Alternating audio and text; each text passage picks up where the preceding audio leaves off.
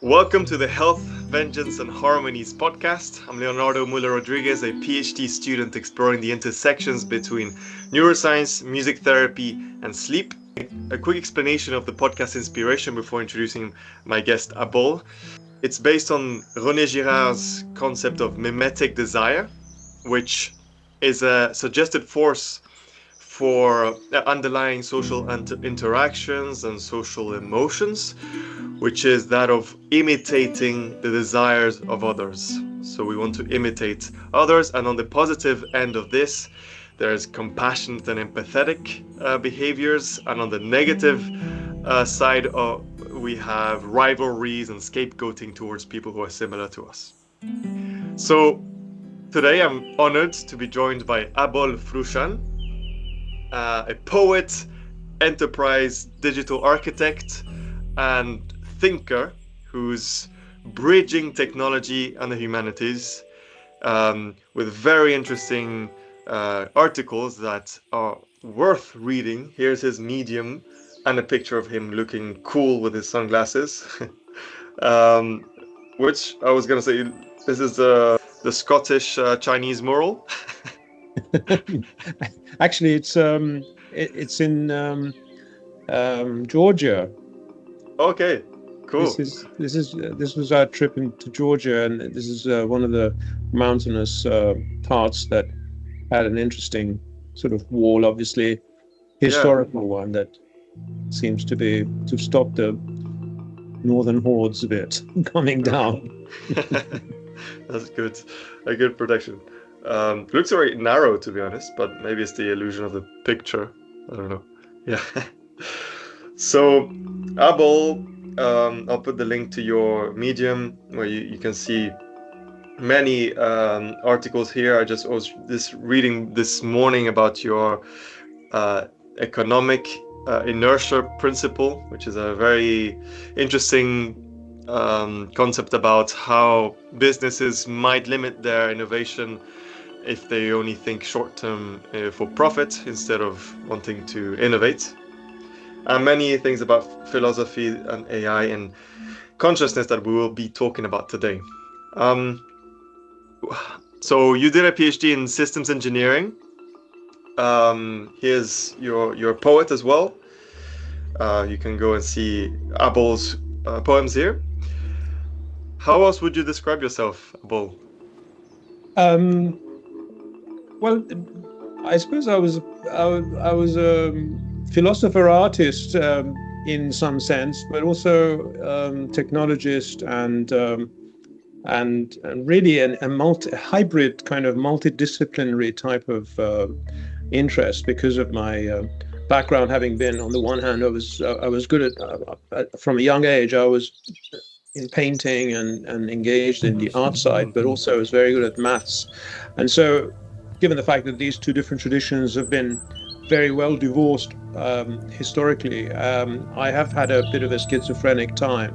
And now I'm taking my revenge. I'm trying to bring them all together and actually create new amalgams from, say, poetry and mathematics, or thoughts in terms of foundations of the way the thing about economics, for instance, was really more about reflections on money and how money is sort of dead value, which determines the live activities and the imaginations. It actually restrains our imagination from going forward and innovating in favor of future opportunities. It's always held back by the fact that it favors taking paths that are already trodden and formulas for making more wealth that is already established. So, in any case, I thought the digital revolution was an interesting one because in the way in which was, if you remember the Web 1 with websites and so on, it really seemed to bring the multimedia component, meant that brought the visual, the artistic, and the technological and the logical together and created new aesthetics, which in fact influenced films and so on. So my interest in digital was one of those sort of areas where I was hoping that it can marry the divorced parts of my own sort of talents and interests, which was both aesthetic and at the same time as being rational and technological. Fantastic. That's a very rich history here of artistic influences and technological skills and development. And I don't think I mentioned, but you're also Persian. You're born in Iran and came here, I don't know what age, but to study to London. Yeah, Yes. I was Yes. 16, 17. I was Oh, 17 right. when I came to London. Yeah, very young. And yeah, I had it in mind to go to Imperial College, and that's what I pretty much did within a year of coming back to London. And Fantastic. so that's where I spent most of my educational history of 11 years. Imperial College. Well, I wasn't far. I was in the French high school, so I was spending a lot of time in South Yeah, Kensington. Yeah, South Kensington, yeah, definitely one of my home territories in London. yeah. Well, let's dive deep into today's topic of AI, consciousness, and ethics. Now, the very first topic I want to go into is the artistic experience and consciousness. How is consciousness involved? So there's the question: how does art affect consciousness? There's a measurable aspect, and there's an ineffable, unmeasurable aspect. So we start with it. What can we measure with art? Can we get the structure of art, and is that enough to understand art?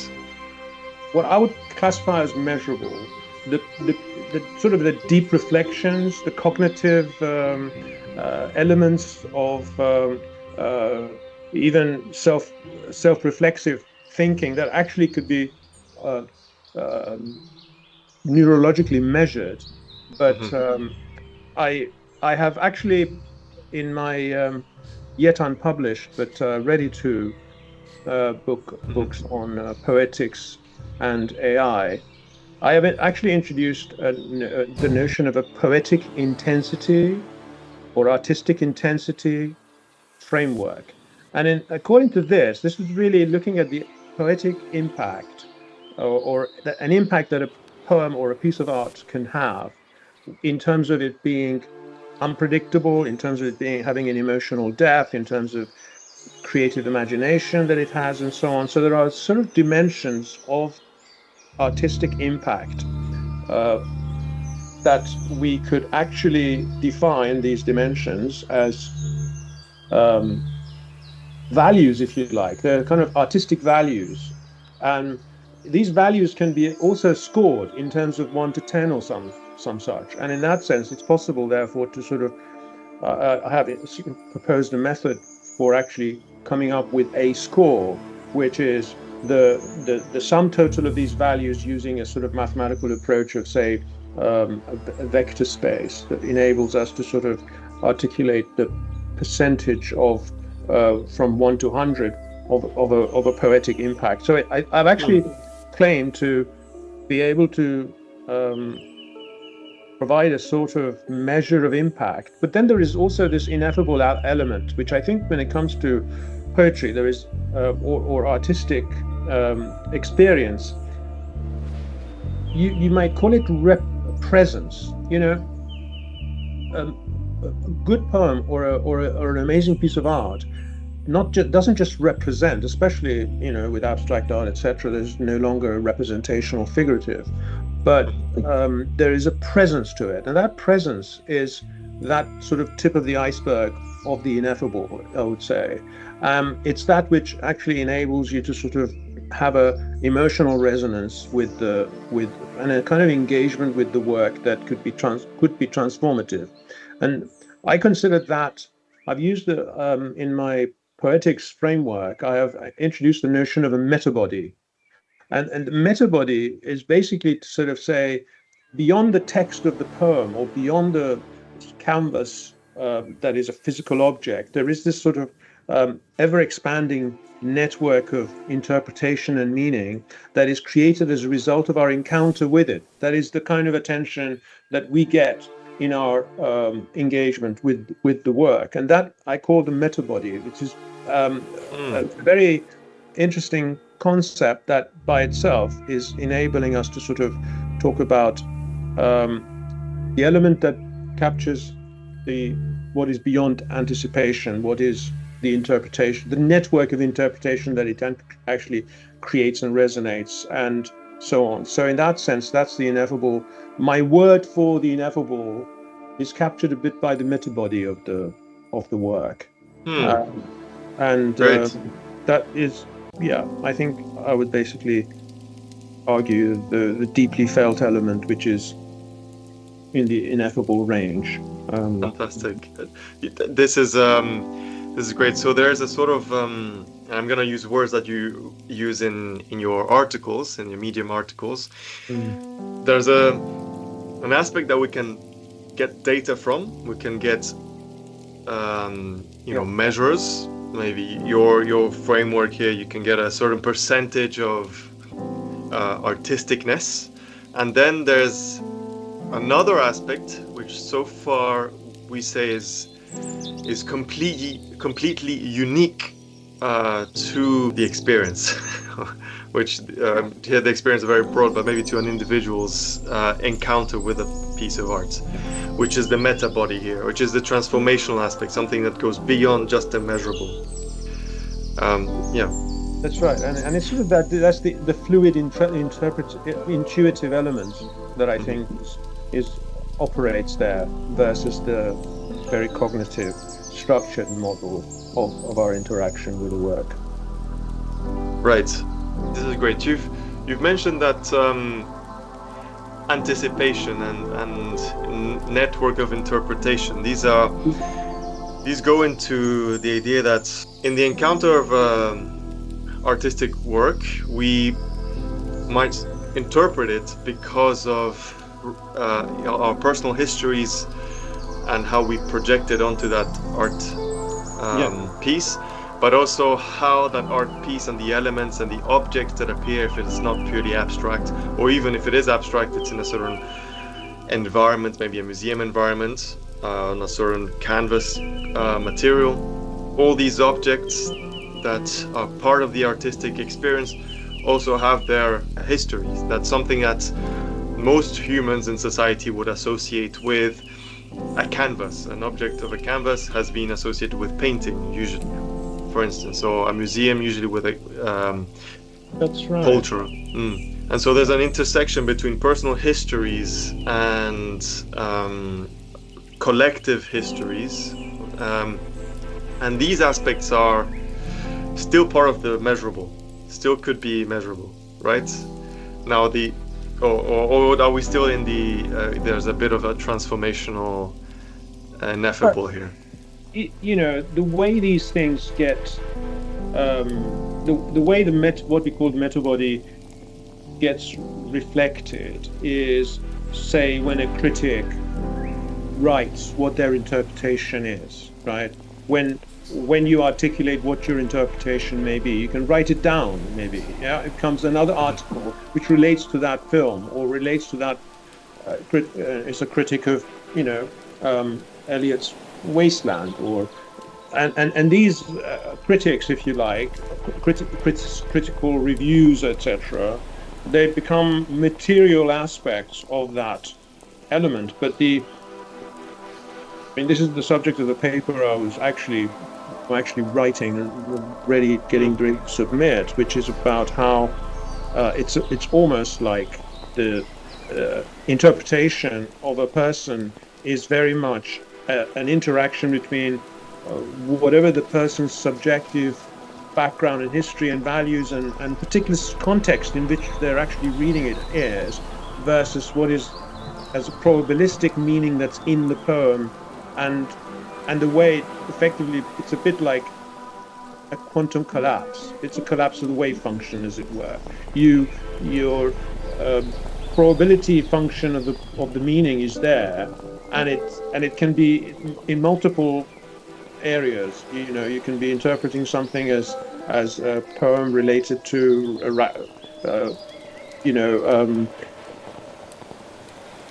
identity crisis in, say, Alfred Prufrock's poem, for instance.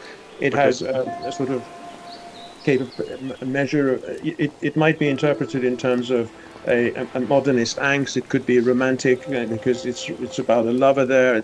So the two or three different sort of concentrations of meaning are in there, but then the person that comes across it and then reads it applies significant cognitive structured approach to focus on it, but at the same time that that will effectively collapse that possibilities of meaning into one interpretation, which can actually be different when they come back to the same piece in a few months' time or a few years' time.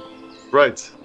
Yes, that's fascinating. The idea that there's all this potential of interpretations that we can assign to any moment in our life and any artistic work.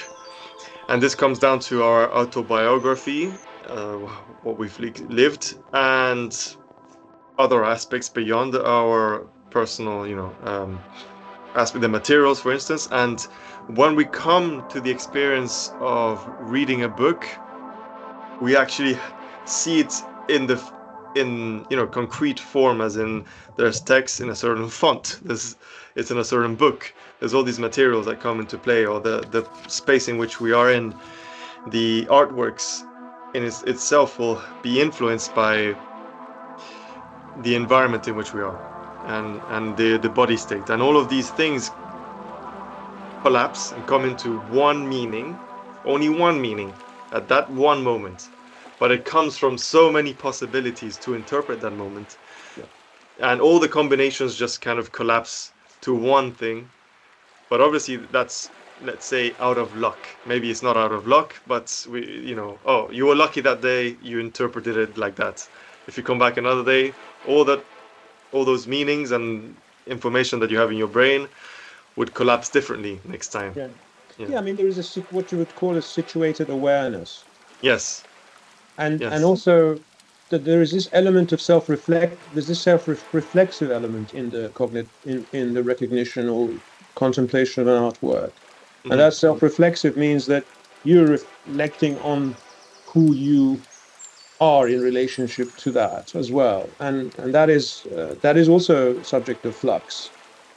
Who you are, yes. There's, in addition to the external aspect that we're just talking about, the art piece and the environment, and now you're trying to relate it to who you are, and that, yeah. Read the response theory is one of the literary theories that's actually quite significant. I mean, Roland Barthes declared that the author is dead precisely because of the very fact that if you are reading a poem, you need to engage your poetic awareness. You need to become a poet for that moment of interaction with the poem. You need to recreate it. I mean, people get disappointed when they see the movie made out of a novel they love because they imagined it differently. I mean, that imaginative engagement is precisely the way in which that piece of work collapses in your interaction with you. And of course, yeah. That's great. And there's, I love that the perceiver of art has to be a creator as well. Absolutely. And yeah, and just to hone in on this point, there's this, it's a bit low quality here, but the 4E cognition framework, which I abide to. We are embodied. We have a body. We are using tools like glasses, for in our cases, or to be and perceive. We are in an environment, embedded in a gallery, studio, for instance, and we are active. We are moving around to see it differently, see the pieces differently, for instance. So all of this influences how we perceive. And yeah, I mean, the embodied element, for instance, I suppose is very much where technology comes in one way or another. Yeah. The embedded element. Sorry, the embedded element on it. The embedded, yeah. I mean, in the environment, and also technology could be like as how we're using it as a tool, extension of our cognition. Yes. Yeah, and yeah, it could be embodied as well. It could be a biofeedback system which gives us information about how our body is. And maybe if it can even be inactive if someone has lost some leg. Maybe they have a technology to keep moving. For instance, or cars, I guess, is an active one. Um, but here, coming back to what's measurable and what is not measurable, um, uh, the collapse of meaning Yeah. seems to be the ineffable, right? I don't know if that's a good question or it's a good interpretation, but yeah, yeah. Do you think that's the why does it collapse becomes the ineffable, or should we start talking about detachment from meaning to actually go into consciousness? As we've been exchanging through emails, there's a sort of Mm. observer of the meaning, and you Yes. know is the is the collapse the observer, when we get the meaning, or is it the fact that we we can detach from the meaning, that there is an ineffable aspect, therefore we can have this metacognition aspect, we can reflect upon the meaning that we're having. Well, one of the, I suppose, to continue with a kind of quantum analogy, Mhm. the interpretation, the encounter with a poem, and the interpretation that involves is rather like the exercise of an observer making measurements of a quantum system. So it's a bit like measuring. However, what it's probabilistic in the sense that it is not, it may be not known, but it's not predetermined and unknown. It is actually sort of mutually arising scenario whereby you um, and ultimately you can argue that the ineffable component is really that has to do with the consciousness interacting with the field of meaning. So the consciousness that is behind that is probably that which um, is responsible for the ineffable aspect, even though the elements of memory and interactions with your, decisions that you make about what this piece of work now means to me, uh, may be understandable in retrospect, but it arises, and I'm thinking that there are within the fact that it collapses is almost ineffable, more than what it collapses into. Mm-hmm. But what it collapses into is also something that is changeable and is a bit indeterminate depending on the situational awareness, the situated Mm-hmm. awareness, if you see what I mean.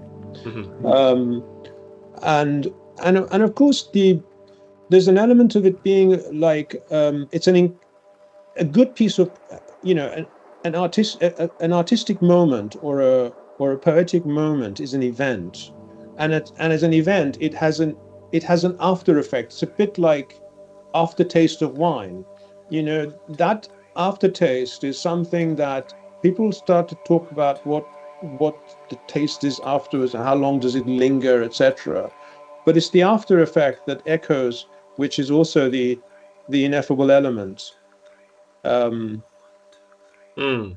it's the Yeah, way that's you, fantastic. you remember the film that you watched last night. It comes back to you without you actually looking back at it. It actually calls itself up. And Mm-hmm. again, those are more in the ineffable space. um Yeah, there's so many aspects in the ineffable space. We have And qualia the are ultimately, I suppose, the qualia aspect is ultimately ineffable, because we we don't have words for all the qualia. In terms of, a good example of it is taste. We bring mm-hmm. cherries and all sorts of well, taste of whiskey, or what does a wine remind you of? Well, the description of the taste is a series of um, metaphors or analogies, which is trying to reach out for what it actually is, or point in that direction, rather than being able to actually grasp it.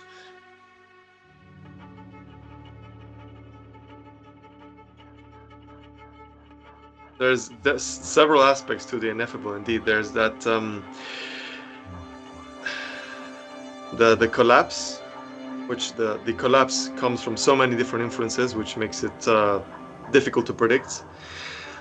Then how we can change that collapse, that meaning. We have a meaning that has arisen, but now we can actually change it because of a situated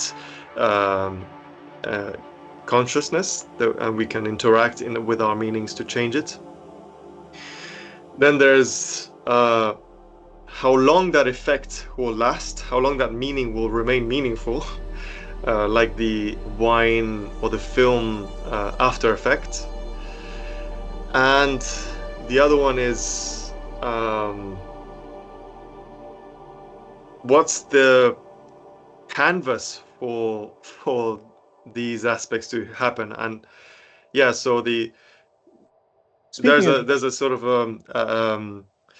how to say, like a projector, right, where all the meaning is being projected onto, and that is being manipulated as well, and that the observer. I'm not sure if that can I think bring us closer to the conversation or further, I mean, I think there is this other element which I should really also point out. Speaking as a poet, my main interest in writing poetry has often been, or the driver for it has often been, to be able to articulate the ineffable.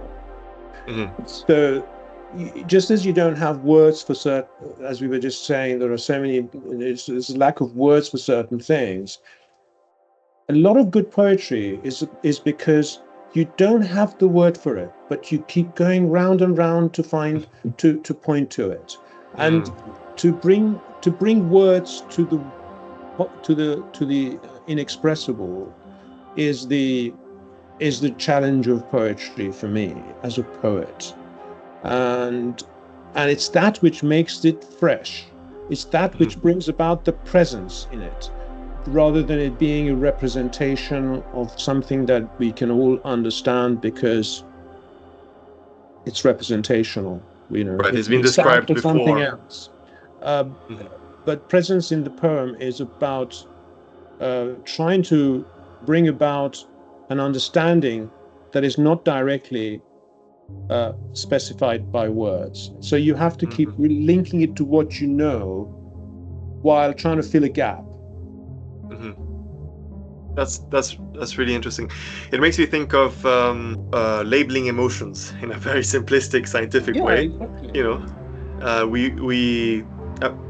We live experiences that are maybe enlightening or ineffable, transformative, and we want to describe it in some sort of way.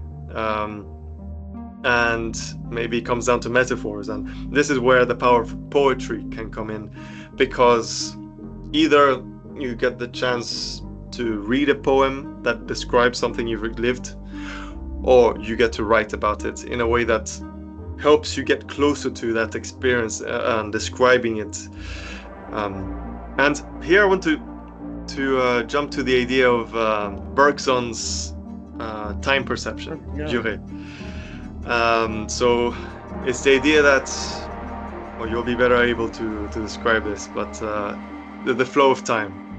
How would you describe that? The experience of the flow of time as an experience that we go through phenomenologically, as experience, is, I mean, as Bergson put it, it's so much like, for me to,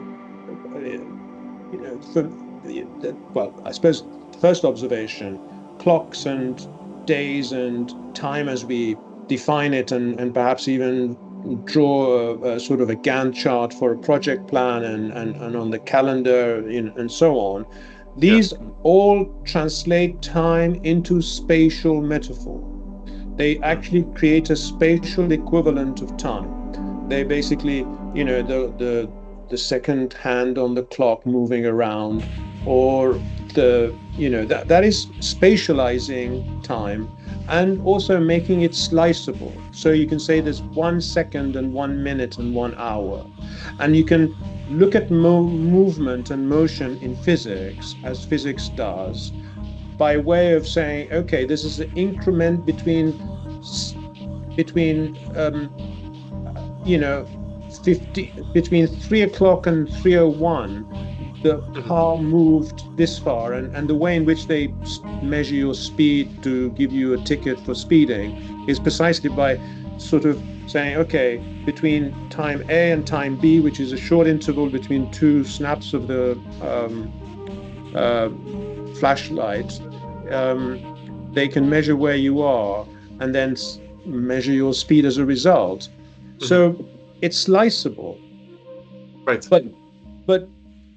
But Bergson says, if you like, it doesn't matter that I was here at 1 second and there at the next second. What matters is that I'm taking this journey because I want to go somewhere. Right.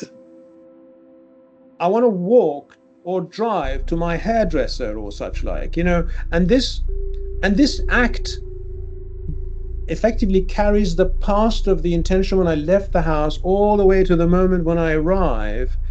The act is incomplete. It makes no sense to stop halfway and say, okay, this is a moment that stands for itself. It doesn't. If I want to drink a cup of tea, it makes no sense for it to stop here. I need to complete the act. Right. Yeah. Yeah. So this is how we carry the past and the future with us in the moment of any action. And that experience of going from the past to the future, well, it's not going from the past to the future. It's about me going somewhere, me reading a poem and being hit with an image, which I then sort of a moment later get the emotional intensity of it or the shock of it. It's something that, the way the way experience unfolds is the duration of Bergson. And that expands and dilates. I mean, he had this debate with Einstein in Einstein's days of going to Paris and presenting his relativity theory, and they both misunderstood each other actually. But because Bergson spoke against simultaneity, but the important thing is that subjective time is a very important element when we compare ourselves with AI, for instance, because AI doesn't process a poem like with the temporality that we do. The temporality that we do involves the whole sort of embodied mechanism, that we have within us, physiologically, psychologically, cognitively, all kind of those systems working with some time lags and all of that. And back to Einstein, he perfectly explained it by saying that 1 hour of sitting next to Marilyn Monroe is shorter than a minute standing on a hot stove, right? So the experience of suffering versus pleasure and all of that dilates time and expand. And of course, when you wake up and you think, oh well, I've only just been, how long was it when I was suddenly sort of snapped and had a nap and so on, or anesthesia, the experience that you wake up and you don't realize that it's happened yet. You ask whether it's happened yet. Time, we endure our existence in that way. I want to see if it helps, that the idea of flow or being completely immersed in an activity. And when you're immersed in an activity, that's where time will be changed, maybe because you're immersed in the artistic activity, the poem is and you're forgetting about most other things. Most of the memory of the rest of your life is gone for that temporary moment. And depending of what you're doing, you with Marilyn Monroe, or you are touching this hot stove, in those situations, you're not thinking about the bills, unless that's what you're talking about with Marilyn Monroe. um, but there are lots of memories that get forgotten, and it comes to again to this relational aspect that we were talking about initially when talking about perceiving an art piece, or the relations of our personal history, of the environment in which we are, the gallery, and the collective history. All of these things merge together. I want to talk about AI afterwards and how the perception of time changes. But you're saying that it doesn't make sense to slice up time, uh, because if we're slicing time from another perspective, an external perspective to the goal that we're trying to do, it doesn't make as much sense. If we are measuring the hot stove in every hour, because that's how the microscope of measuring hot stove temperature works, you're not going to get a lot of meaningful information from every time that you touch it, because it happens in the level of 1 minute or less, actually a few seconds. So, but could we use art to measure duration? Can we use, as in Bergson's idea of time perception, could we use cinema, which has already the basis of 30, 24 frames per second, but has a meaning involved, through the storytelling? Can we use that as a way to understand time perception? No. No, no. I Why? remember my childhood. We used to go to the movies with my parents and my younger brother, who was about maybe 3 years old or something. And when these films became, it's like a Western movie, and they start shooting, or they start sort of having fist fights and so on. As a child, he didn't like what he was seeing, and he hated violence. So he kept saying, "My mum." He would keep sort of asking mum, "Mum, when is this film going to finish?" So for him, time was getting really stretched, and it was beyond his sort of tolerance. Mm-hmm.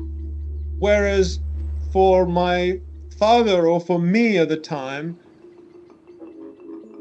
the 2.5 hours, or I mean, I don't know, it was like I remember there was this Like 3 hours. how the West was won or something, was a big long 3 hour movie, and you know, or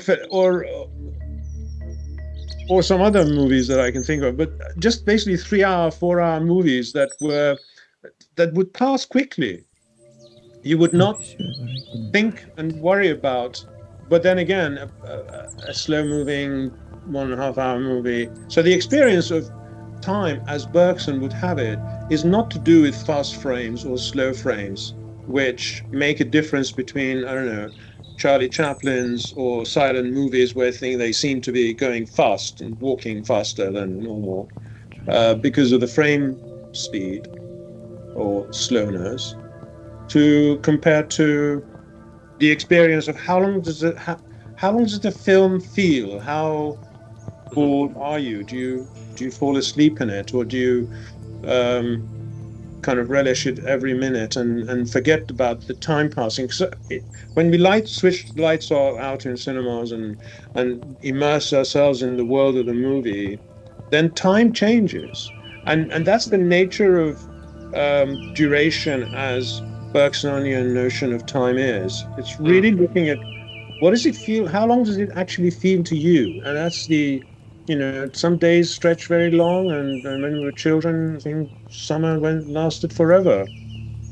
Yeah, and this doesn't necessarily have to do with the story structure here. There it comes down to how you perceive the story structure.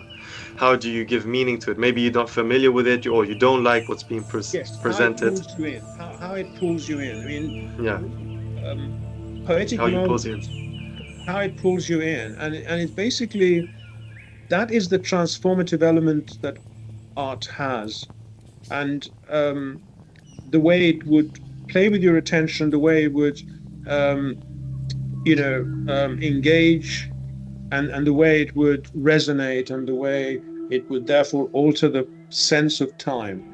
So I think one of the values that you would put on a piece of art from the kind of intensity framework point of view would be Mhm. to look at um, how it distorts time. Right.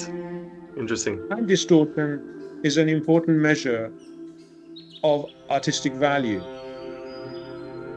Fascinating. I like Rothko, that. Yeah. how long are you standing in front of a Rothko contemplating versus another piece that might be, okay, I'll just pass it by. Yeah. I've seen enough now. Or, in the same museum, different rooms. I like that a lot.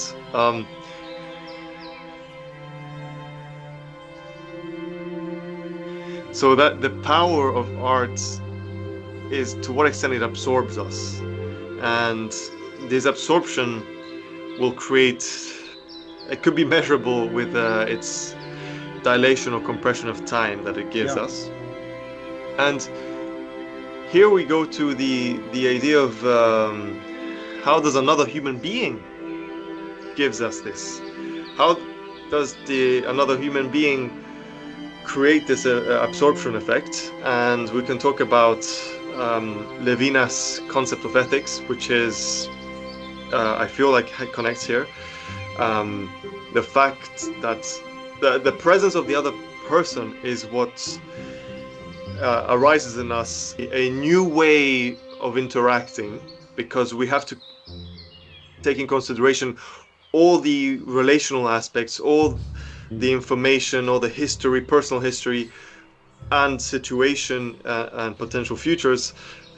And if we're talking about Henry Bergson, the goals of each other's persons, all of these aspects combine in a way that may put us in a state of absorption, just Mm. like an art piece would do that. And this social consciousness that arises in the presence of others is an important question for AI. Thank you for watching the first part of the podcast episode with Abol, where we talked about art, consciousness, and ethics. In the next part, we are applying all this discussion about art, consciousness, and ethics to AI, and how and if AI can replicate this. Make sure to watch the next episode and subscribe, like, and I'll see you very soon. Comment what you thought. What would you like to talk about next? What Abel and I should talk about next time. I have him on as guest. See you very soon.